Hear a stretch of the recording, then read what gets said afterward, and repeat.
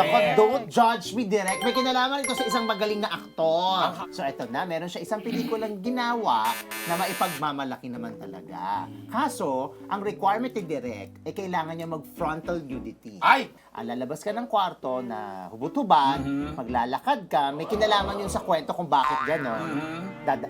Forward ka lang sa camera, exit ka. Okay, so ginawa. Napansin daw ni Direk na parang hindi na mapakali. Direk, sabi, yes. Nahihiya. Sabi niya, Direk, don't judge me, Direk, ha? Sabi niya, ha? Sabi ni Direk.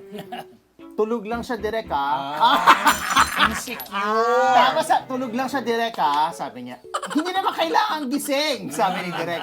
Hindi, Direk, pwede ba bago ako maglakad, gisingin ko muna? Wala siyang ka-eksena galing sa kwarto. Oo, wala siyang ka-sexing doon, o wala siyang love scene doon. Sa lalabas lang siya ng Lalabas hubot-hubad. lang siya ng hubot-hubad. Parang symbolic kasi yung paglabas Okay. niya na batch hubot-hubad. Wow.